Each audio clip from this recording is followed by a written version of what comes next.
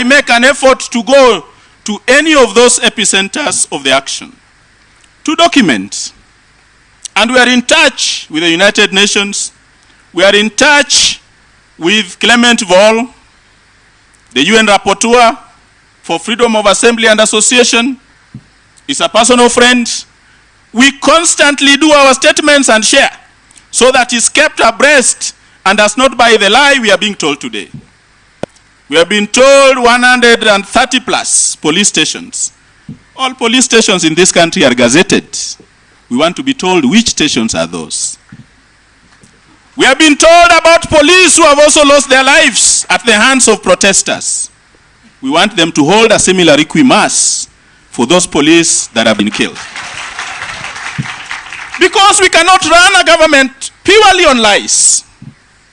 That people can lie from January 1st to December 31st and feel nothing about it. Our constitution, which I was privileged to be part of its making at the Bomas Constitutional Conference, has in Article 10, national values and principles of governance, calling for human dignity, for patriotism, for devolution and sharing of power. But every day we see our leadership on the stage, they're announcing things that should best be left for cabinet secretaries. I don't know the release of this match to counties, the launch of this and that. So as a sector, we want to say that we are in solidarity with this struggle because we know what it stands for. And you must have seen our sector speak on a daily basis on some of these excesses. And we must hold to account those that will be found culpable and their commanders, including acts of omission, that when you fail to protect property, when you go harassing a former head of state, Man Stivo, you are here as a veteran diplomat, tell His Excellency President Ruto and the novices around him that harassing a former head of state has implications not just in the country, but in the region. That stability of this country is relied upon by neighboring countries like Somalia, like Sudan, South Sudan. They look to us to help them come out of their own self-inflicted troubles.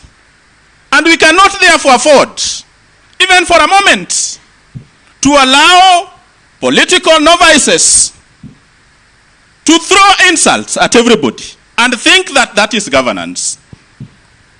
Because our constitution demands of them to ensure that we are governed properly. Kenyans are easy to govern, but very difficult to rule. And that's why this leadership is in trouble. Because they are trying to rule us. We are beyond being ruled. We want to be governed. We must remain firm and demand good governance. Because that is the only thing that is provided for under our constitution. We must tell them, and we must begin to plan. Your Excellency, the former Prime Minister, I saw you being invited in a tweet, with all due respect, surely. Treat that tweet with the contempt it deserves. Because you stand for the cause of the majority of this country. We must not talk to these people, not over the blood of people that we have been shown here. And of course, when you talk, if you must, they say when you are eating with the devil, you must use a long spoon.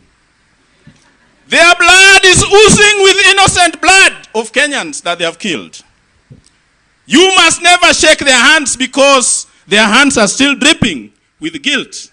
And that's why everywhere they go, they defend themselves. Oh, the police did this. We must hold them to account. But what is more worrying to us as a sector is that there is a marauding group of police officers, always deployed in strategic places and stations, to kill, to maim. And their language Hii ni serikali yetu. We must use our counterintelligence to define who they are, to establish who they are, the faces behind those people, and hold them to account. Because holding them to account, we must. We must ensure that this country is restored to the glory that previous leaders have been able to steer it. And at no time must we entertain the excuses we are being told about debts, about this. We must hold this leadership to account. And so on behalf of the civil society, we are here to express our solidarity and assure you that we are together in this struggle. And we are ready to train, because we believe with a few more demonstrations, come October 6th, when the women farmers of Paris broke into the palace, we too must break into the palace. We must break into the palace and frog march the empire. And sing just like the women sang. You know how they sang? Today, we have the baker.